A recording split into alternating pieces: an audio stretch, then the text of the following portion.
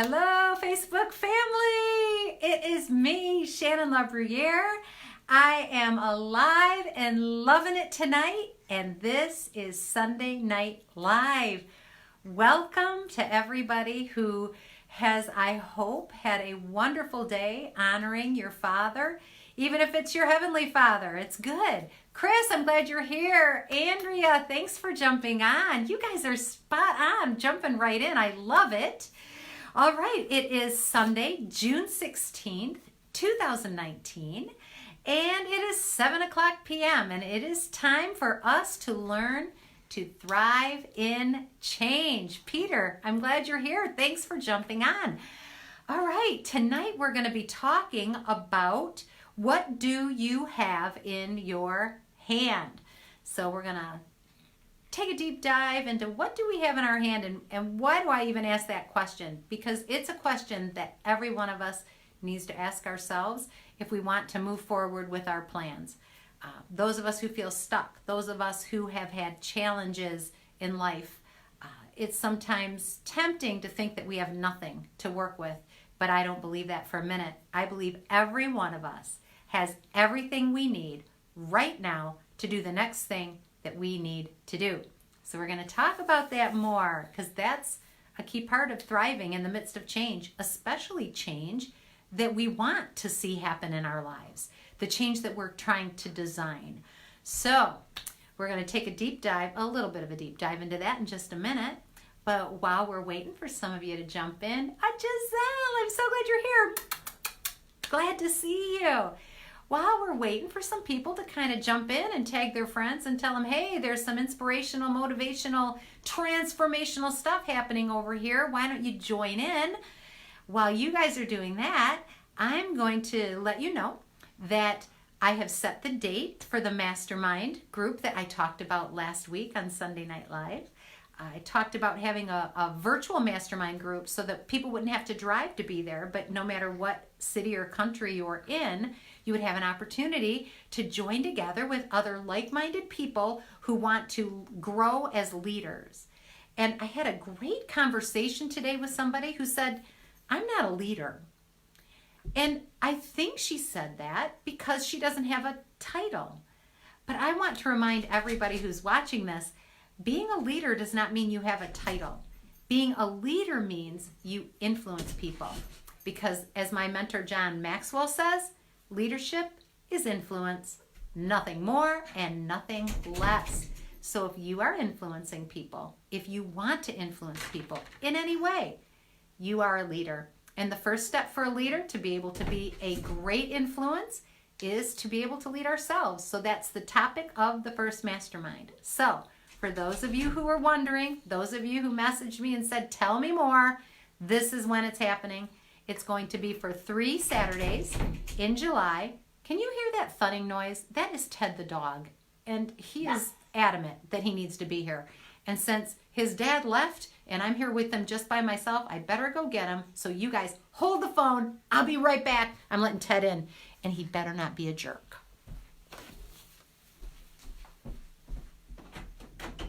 Come on in. All right. There you go. You guys are patient. All right. So now that Ted's in, so the mastermind, it's going to be part of what I'm calling the live stream leadership series. And it's going to be 3 Saturdays in July, starting on July 6th. It will be from 8 in the morning until 9 in the morning. Its cost is $25. And all you have to do to join is send me a message. I'm going to limit it to 10 people. And right now I have 4. So there's room for 6 more people to participate. If you want to be one of those people, all you have to do is send me a message here on Facebook, make a comment, and I will absolutely get you all the info you need to sign up and be on that list. It's going to be a really powerful 3 weeks. I think you will be blown away by what a mastermind group is and what it does to our learning. Yes, Carol is one of the ones who is in, and I'm so glad she is. You are going to be blown away by the power of having a facilitated discussion by a coach that helps us to explore what self-leadership is and how we can apply it. So it's not just about learning things and leaving. It's about learning things, applying them, and transforming. And so if you're into transformation, you're going to want to be part of this. Send me a message. It will be recorded so that if you aren't able to attend one of the sessions or more, you'll be able to watch the recording. And I'm going to be doing it just like I do this Sunday Night Live broadcast. So you'll be able to tune in just like this, although it will be a private group, and we'll be able to talk. I can bring you on screen. Oh my gosh, I'm getting compliments, which I love. Thank you. I love this color orange, by the way. It's one of my favorites, so I probably wear this shirt a lot, but it's because I love it. Kevin, I'm glad you're here. Lorraine, I am really glad you're here. Blast from the past. It's so good to have you. All right, so we're talking about what do you have in your hand? I believe 100%, and this is my philosophy as a coach. This is my philosophy as a mentor to the people that I mentor. This is my philosophy as a parent, as a wife, every role in my life. This is the key, one of the key beliefs that I have. It is this: we have everything we need right now to do the next thing we need to do. Now, I don't believe that we have everything we need right now to do the thing that we're supposed to be doing 10 years from now. But I believe that every one of us right now, no matter what we're facing, no matter how destitute we feel emotionally, physically, spiritually, I don't care how destitute we feel, you and I have everything we need right this moment to take the next step. So we're going to talk about that a little bit, and hopefully you are going to, as we go through this, start thinking about circumstances in your life that may have been fooling you into thinking that you had nothing to work with. Maybe taking a look at your destination, what you want to see happen in your life. And Emma, I'm so glad you're here. It's awesome to see you. So I want you to think about how this applies to you. You don't have to write down everything I say, but what I would love for you to do is write down everything you think of while I'm talking, because the words that I'm saying are going to trigger things that mean something to you. They're going to give you ideas that maybe don't even seem to relate. That is A-okay. It's all right if it seems crazy. Write it down. That's the process of transforming, when we start thinking thoughts that we've never thought before. It really isn't so important what I think. It's really important what you think about what I'm talking about. Does that make sense? I know it sounds a little crazy, but if you practice it, I promise it gets easier, and it is mind-blowing how much more you get out of lessons that you're learning, Bible studies, if you go to trainings for work or for school. It's amazing what you get out of it when, instead of trying to capture every last word the person's saying, you start really trying to connect with, what is this stirring up in me? What is this making me think of? How could I apply it? And just jotting those things down. All right, so that was your helpful hint. Now we are going to, let's get started. We're going to take a dive into this question, what do I have in my hand? So I'm going to revisit a principle that I talked about a few Sunday Night Lives ago, and it's this idea of the adjacent possible. And if you Google it, the description of it, and you'll find several descriptions of it, don't necessarily sound exactly like this, because I'm applying that principle in a sort of a unique way. But this is what it is.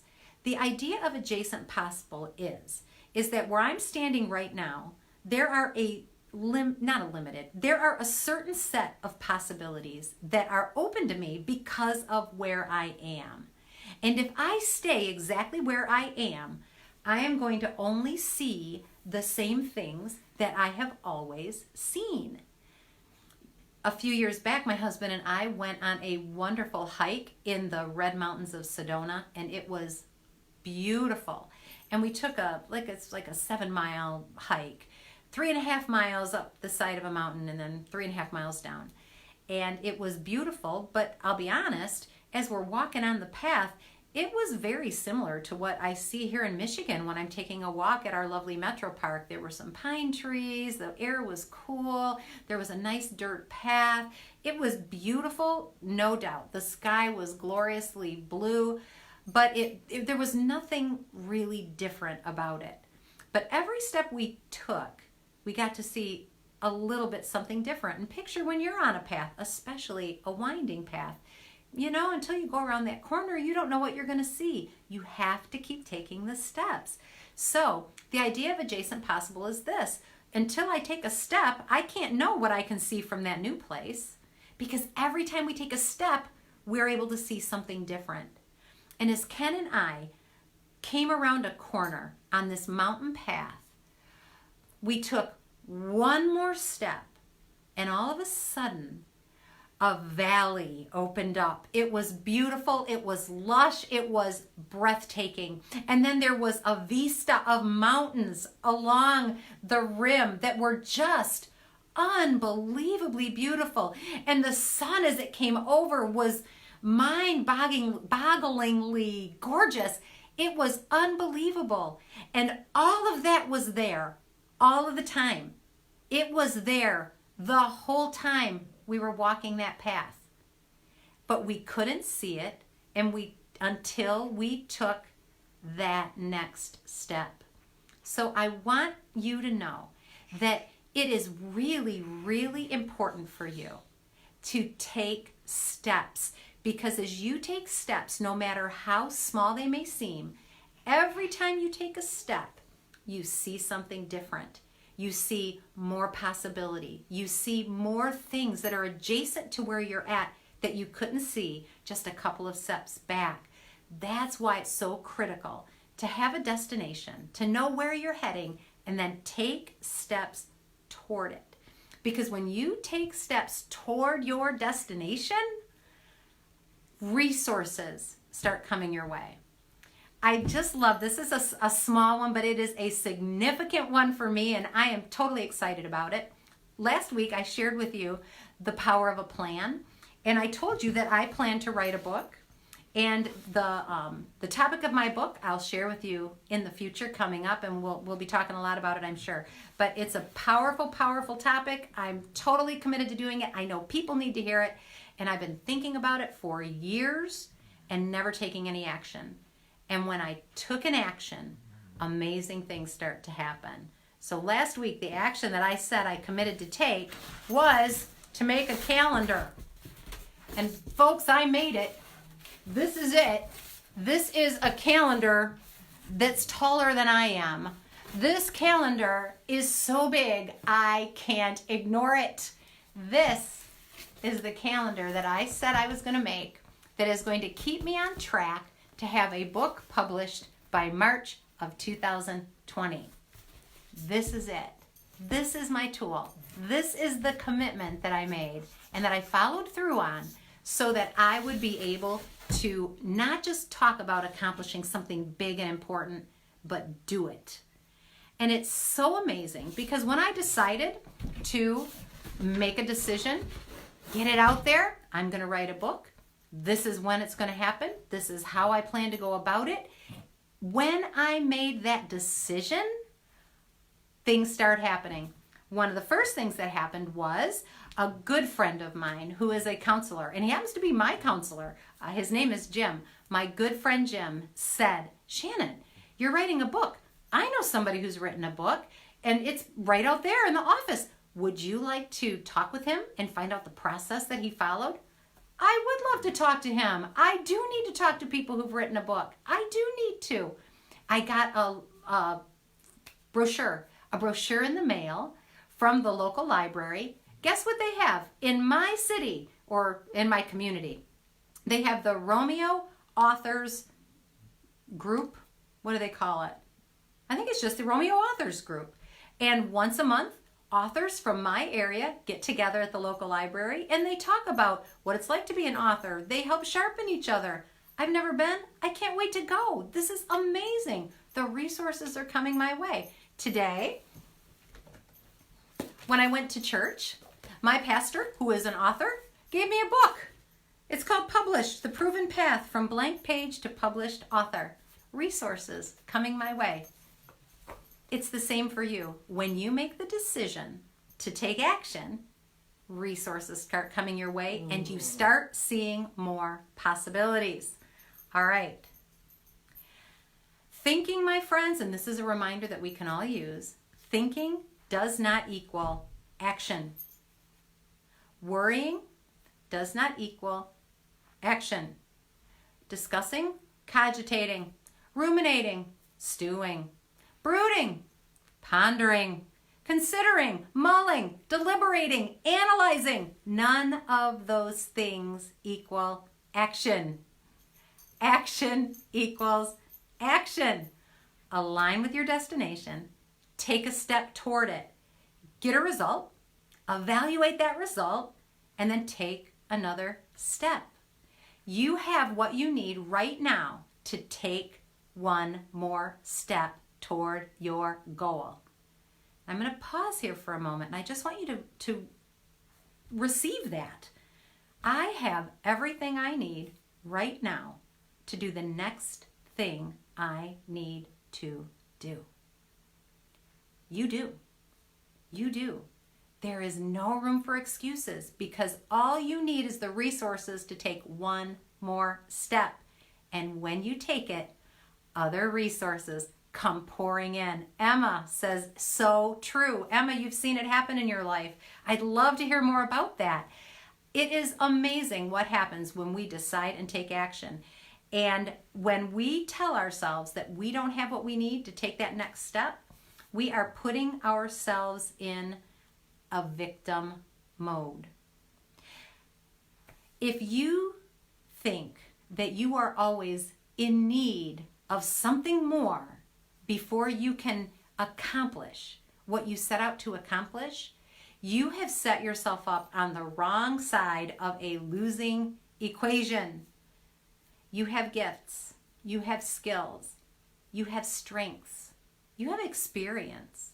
You may have gone through a lot of life and you may have lost a lot of things that you thought you needed to be able to get to the kind of life that you know God designed you to live.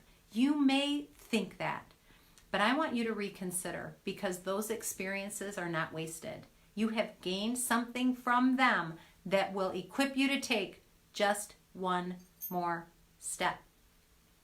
This is one of the limiting beliefs that we get stuck in when we start thinking we don't have enough to take the next step. We start being stuck in the I need mode. I need. And we start seeing ourselves as a person who always needs more instead of seeing ourselves as somebody who has enough and even above enough. Abundance. It's the difference between scarcity and abundance.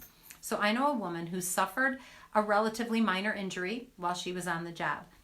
And her physical therapist and her doctor all told her that, you know what, you do some work here, you put in some time taking care of yourself, and you're going to recover. You're going to be okay. But that's not the message she wanted to hear because she felt like a victim. She felt like she had been done wrong. She felt like that she shouldn't have had to have suffered that injury. And instead of putting her energy into healing and getting better, she started putting her energy into finding somebody who would agree with her that she was a victim. What she wanted was to go on disability.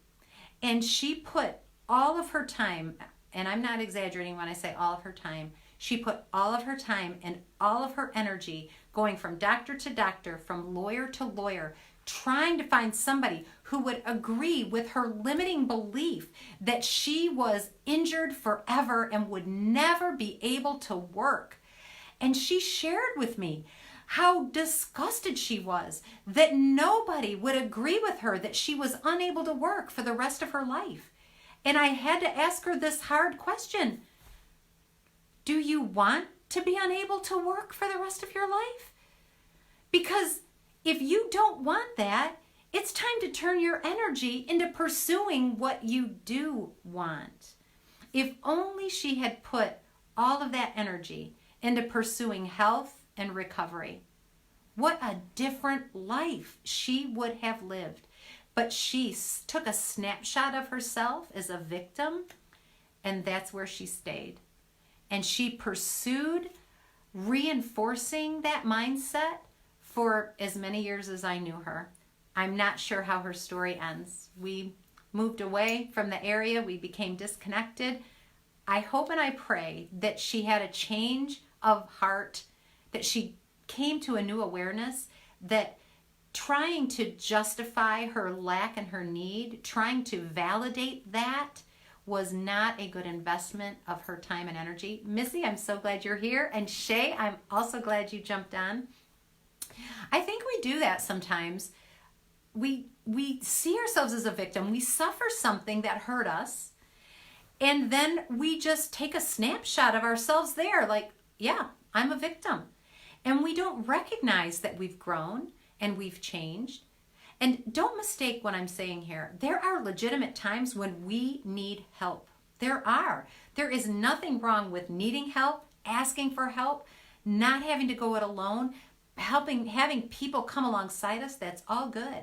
But when we start to define ourselves by our need instead of our ability to share, we are on the wrong side of the equation, and we are in a place that will never get us to that impact and that powerful purpose and that significance that we crave. Yeah, I'm talking to somebody here. So listen, take that in. How do I see myself? Do I see myself as the victim all the time and needing somebody to bail me out, needing somebody to help me? Or do I see myself as a person who has something in my hand that I can give, that I can do the next thing? So I'm going to be a little honest here. Years ago, I was hurt by a church. Actually, not by the church, but I was hurt by a church. I was hurt by the culture within that church. I was hurt because there were people that I respected and I cared about. And when I shared with them what my dream and my vision and my purpose was, they said that I was wrong and they didn't agree. And they actually went so far as to tell me that they wanted God to curse my life. And friend, that's not how Jesus rolls. Jesus loves. So if you've ever been in a situation like that, where somebody in the name of church or in the name of God has cursed you instead of blessed you, just know they don't represent Jesus and they need a better relationship with God. They obviously haven't understood that message of love that he has given his life for us to understand. But I was hurt, and I was seriously hurt. And it didn't just happen for a short time. It went on for a long time, and my hurts grew. And so there was a season in my life where I needed support. I was injured, and I needed help.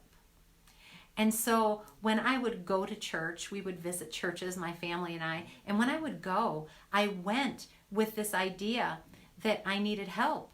I needed people to come alongside me. I'd been injured and I needed love and I needed support. And that was true, as I look back, for about 6 months. But my snapshot of myself as a victim lasted for several years. And in that time, I searched and searched for a place where I could go and worship God and be healed. Except for I was already healed. The injury had happened. I'd had people come alongside me to help. You coming up, Ted?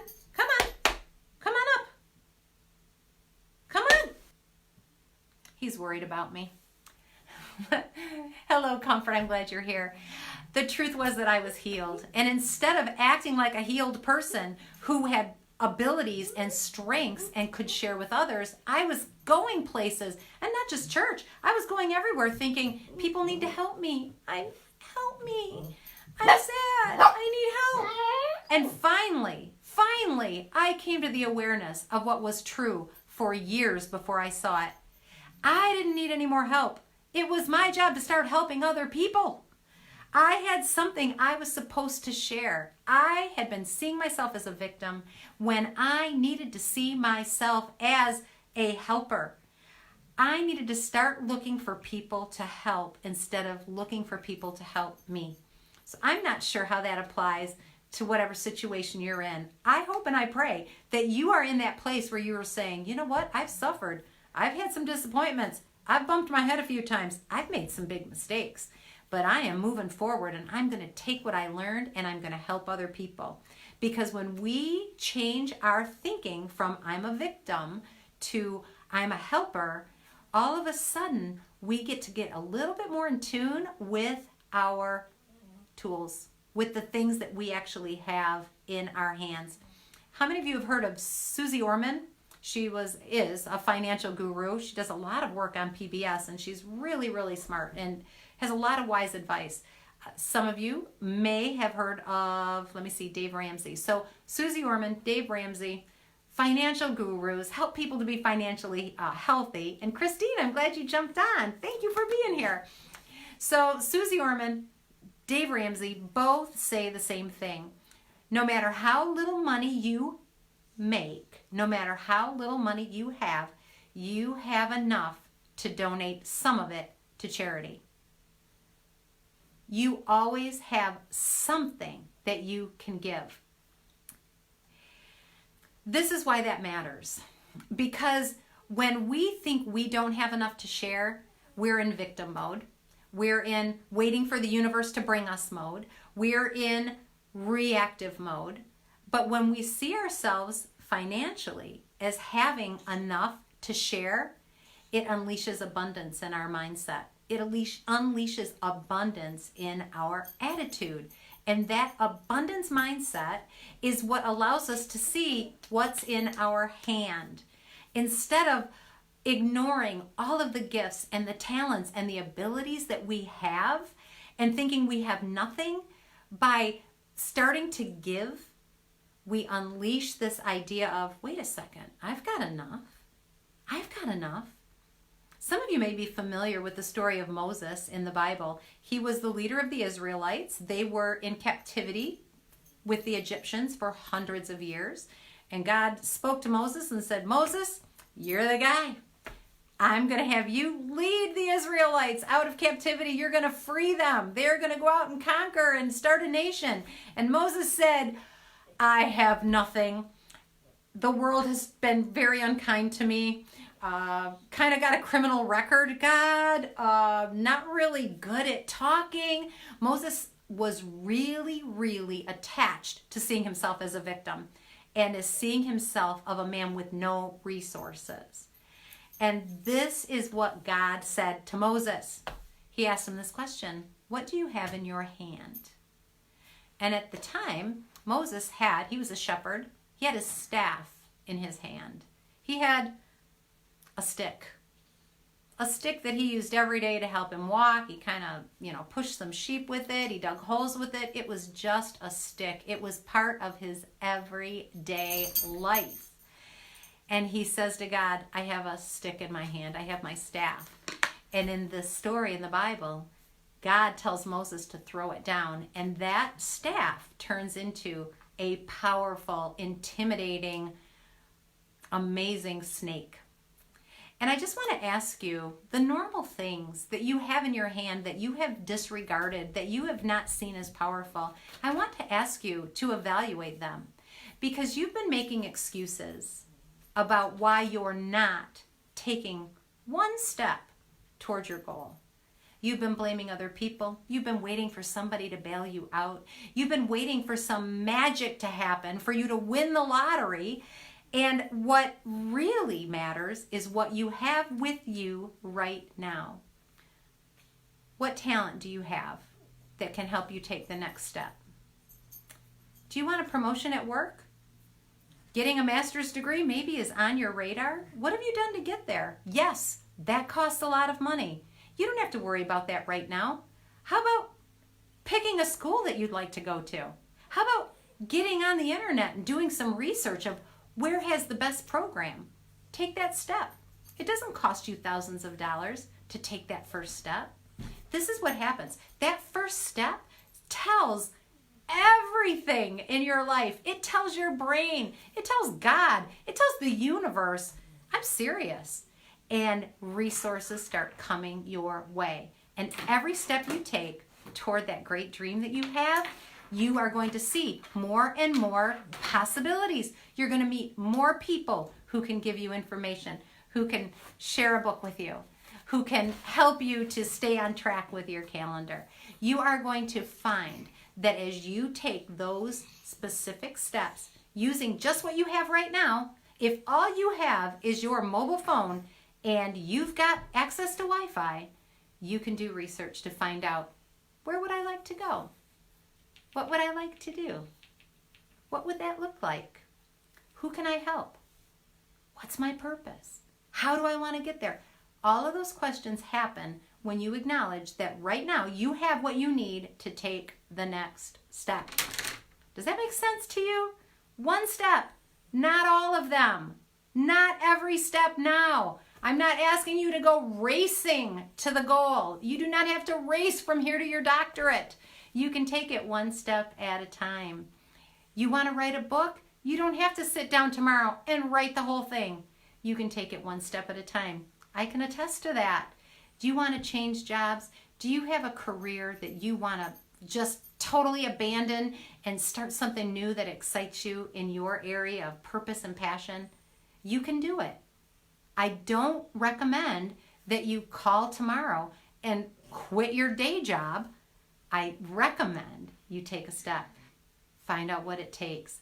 And as you do that, opportunities are going to arise. I promise you they will. What do you have in your hand right now? You have the ability to invest your time into something that matters, invest your energy into something that's going to get you closer to your goal and not more and more entrenched in a victim mentality, right?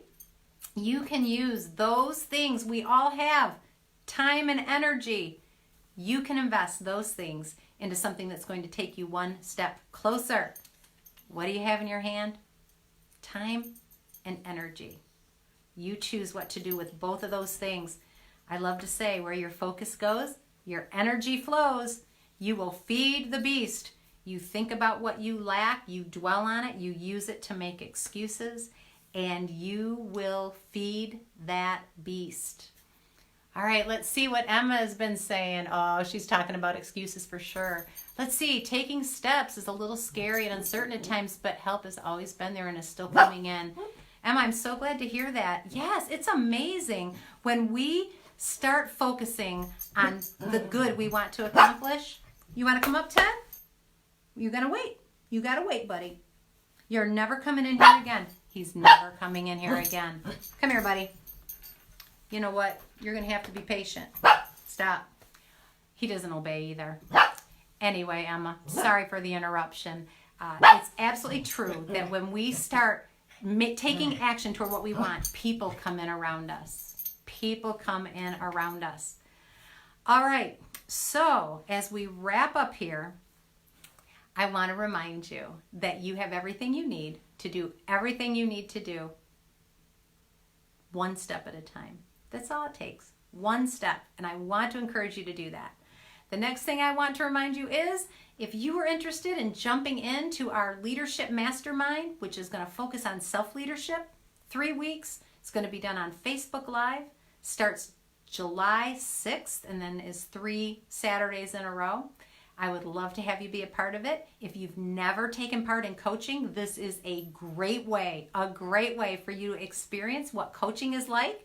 I'll be able to coach. I'll be doing some group coaching for sure, facilitating some really great learning. And also you'll have an opportunity to ask me some questions, and I can do some one-on-one coaching in that setting. Not an hour's worth, because we're only going to be taking an hour for the class, but I will absolutely be able to help you to connect with some things. If you've got some things you're working on, I would love to help you move forward on them. And all you have to do is shoot me a message, Facebook message, or pop it in the comments, and I'll get with you and let you know all the details of how you can sign up and send you a link to pay. It's $25, 3 hours, 3 Saturdays in July. You're going to love it, and I'm looking forward to having you there. Carol's going to be there. Karen is going to be there. Belinda is going to be there, and Michelle is going to be there. They have already paid their monies and got on the list. I'm limiting it to 10, so if you want to be a part of that. Oh, and Sylvia wants to be in it. So pay your money, get on that list, because I'm only going to have 10. And if for some reason you don't make the cut, I'll be doing another one and you'll be able to hop in on that one. But this first one, it's going to be limited to 10. And I hope you're part of it because my Sunday Night Live family are the only people I've been telling about it so far. So you guys get first dibs. I hope you're there. I love you all. Have a great and wonderful day. Mwah! A wonderful week. And I would be remiss if I didn't say thank you to all the fathers out there who have sacrificed so much and done your best for your kids. I appreciate it. And for those of us who have fathers, and I hope you appreciate them. My father's still with us. I'm glad. For those of us who've lost fathers, I know it hurts. I've lost my mom. And my prayers are with you that this Father's Day, that you have comfort and peace. Thank you all. God bless you all. And Emma, I'll get you that information. It'll be awesome. Oh, now here's Tracy and Daryl O'Keefe. Probably Tracy, I'm guessing. And I'm just getting ready to wind up. So Tracy, you'll have to hit it on the replay. But I'm so glad you popped on because I don't think I've ever seen you here. And it is great to see you. Oh, Paula, now you're here too. So we've just been talking. Should I start it over? I can start at the top. Those of you who went from 7 to 7:30, carry on. And those of you who just wanted to start at 7:30, I can start all over at the top about what do you have in your hand. But I won't be able to do that. I got to catch up on some of these comments. But I'm glad you popped in. It's been great to see you. And hopefully you'll go back to the top and find out what you have in your hand and why it matters that you start to use it. So you see yourself as somebody with abundance. Oh, Missy's saying start over. Yes, she's laughing. Carol, yes, awesome. Thank you, Carol, for the reminder. You guys, all of these Sunday Night Live videos and this one in particular, all of them will be posted on YouTube. And so if you haven't signed up to be part of my YouTube channel, I encourage you to do that. Carol has been the best champion for getting people to sign up for my YouTube channel. If you sign up to follow my YouTube channel, it allows me, when we get to 100, it allows me to name it something cool. Because right now it's like XYZPDQ. So if you go to YouTube and sign up, you'll be able to, oh good, Missy, thank you. You'll be able to be notified whenever I post a new video. So usually within a day or two of Sunday Night Live, the video gets posted and there's an archive there. So if you're interested in seeing what I've done in the past, there's some really great stuff there. If you're stuck, if you want to change your mindset, look at life a little differently so that you can accomplish more of what you know God created you to do, thrive and change. Learn to adapt and adjust and be resilient. Tons of resources there. So that is a great reminder, Carol. Thank you. You guys are awesome. I'll see you soon. Have a great week. Mwah! Bye.